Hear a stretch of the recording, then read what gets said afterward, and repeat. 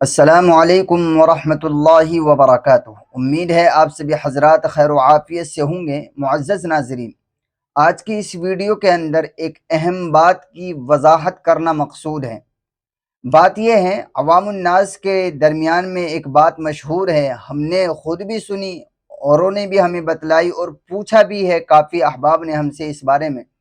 بات یہ مشہور ہے کہ جمعے کے دن 10 محرم کو قیامت قائم ہوگی، یعنی جس دن قیامت قائم ہوگی اس دن جمعے کا دن ہوگا، اور 10 محرم ہوگی، یعنی محرم الحرام کی 10 تاریخ ہوگی، چاند کی۔ یہ بات عوام الناس کے درمیان میں مشہور ہے۔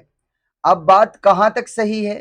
کیا یہ دونوں باتیں کہ جمعے کے دن قیامت قائم ہوگی اور 10 محرم کو ہوگی، کیا یہ دونوں باتیں درست ہیں، یا ان میں سے کوئی ایک درست ہے، یا دونوں ہی درست نہیں؟ کیا حقیقت ہے، کیا ہے؟ چلیے دیکھتے ہیں۔ پہلے اسکرین پر آپ جو ہے حوالے دیکھ لیجئے اور ان کو چیک بھی کر لیجئے گا۔ دیکھیے، حدیث کے اندر یہ بات تو موجود ہے کہ جس دن قیامت قائم ہوگی وہ جمعے کا دن ہوگا۔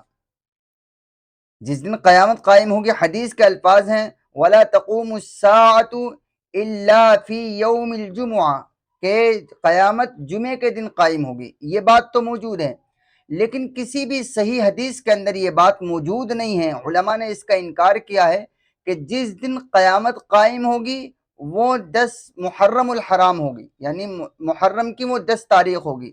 تو یہ بات کسی حدیث کے اندر موجود نہیں ہے۔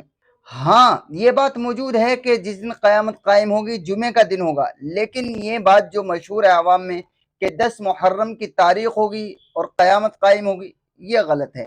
اس لیے اس بات کو ہمیں اپنے دماغ سے نکالنا چاہیے، اور جو لوگ یہ کہتے ہیں کہ جب قیامت قائم ہوگی تو 10 محرم ہوگی، انہیں بتلانا چاہیے کہ کسی حدیث کے اندر اللہ کے نبی صلی اللہ علیہ وسلم نے یہ خبر ہمیں نہیں دی ہے کہ ہاں جس دن قیامت قائم ہوگی اس دن محرم الحرام کی 10 تاریخ ہوگی۔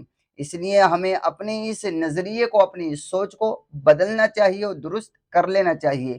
اسکرین پر حوالے آپ کے سامنے ہیں، آپ دیکھ لیجئے۔